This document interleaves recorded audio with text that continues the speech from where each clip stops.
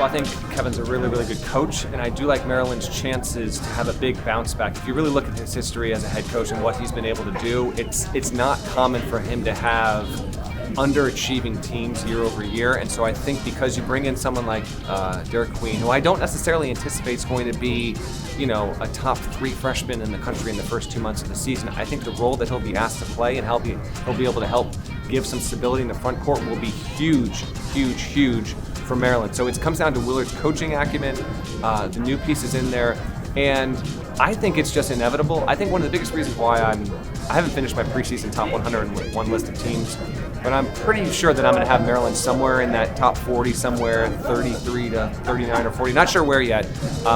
They have to and will be a more consistently shooting team this season. It would be statistically aberrational not to see that be the case there. So I got to see how the guards come together. I'm interested to see how Jacoby plays, no doubt about it. And replacing Jameer Young is a big ask. But from what I've gathered, I do think that this is a very firm middle-of-the-pack Big Ten team, and as people watching well know with the Big Ten, this has been like the number 2 team down to the number 13 team in this league has been separated by like these kinds of margins, and because of that, I think Maryland's got a good chance to establish itself and be a true NCAA tournament contender. I thought Coach Willard put together a great roster. I thought he did an amazing job. I think he got some of the more underrated transfers in the country. I mean, I look at Maryland, and I don't see why they can't finish top 5 in the Big Ten or even get a double bye and be right back dancing in the NCAA tournament. Kevin actually, obviously rebooted. I mean, you bring a guy like Derek Queen, All-American. Everybody knows exactly what he is. Jacoby,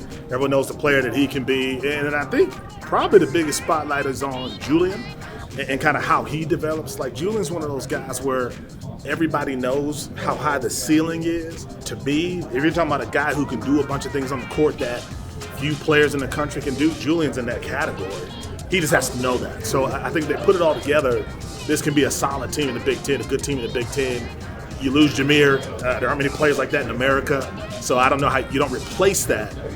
But I think they have the pieces to be competitive in this new expanded Big Ten. I think that, you look at Maryland's struggle shooting the ball last year, and you have to hope that it can be better this season. I think they did a nice job of addressing that some in the portal.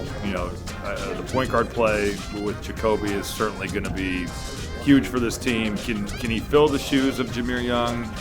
That could be tough. But with that being said, Jacoby Gillespie is certainly a guy that has played at a high level, has put up good numbers.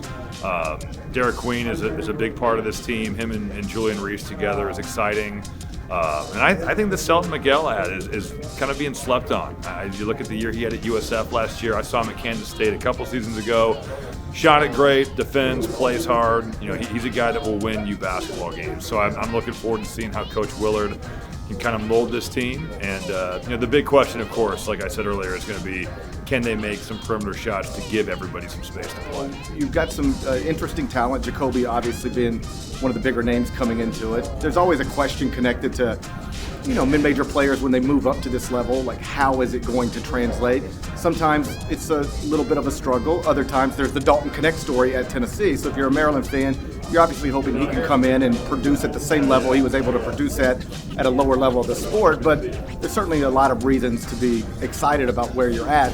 Not going to be picked to win the league, but if you told me we're looking up in March and Maryland is projected as an NCAA tournament team, I could obviously see that as a very reasonable scenario. Yeah, I think it's going to be one of the best front courts in the league, and I think there's going to be a lot of rim rocking, and I think they're going to be a much more entertaining team than they were a year ago. I mean, obviously a couple of years ago they were highly entertaining, a little bit of a dip last year, and I just don't see the peaks and valleys this season with Maryland that we saw a year ago. Yeah, I think Jacoby Gillespie is one of the more underrated transfers in the country. I mean, a smaller guard, but just can flat out score. A guy that can score at the rim, get into the floater game, some mid-range. He can make threes at a high clip. You look at Selton Miguel, another guy that can just flat out go get a basket. And you look at Maryland, last season they struggled. Outside of Jameer Young, they didn't have a guy that can give it to and say, go get me one. But you have those two guards in the backcourt, that does nothing but give Deshaun Harris-Smith some space. Because when you're a slasher, a guy that drives the ball, you need space, you need guys that can make shots, and that's what those two guys do. And then Derek Queen, I think he's probably one of the better bigs already in the country as a freshman at 6'10". He can post. He has great footwork, great hands, soft hands. He can knock down shots from deep. He can shoot a mid-range jumper. He's a big man that can come off of a ball screen, which is extremely unique. So I think you give Julian Reese, Derek Queen at that forward position. I think Julian Reese could take that space and be an All-American at the center position.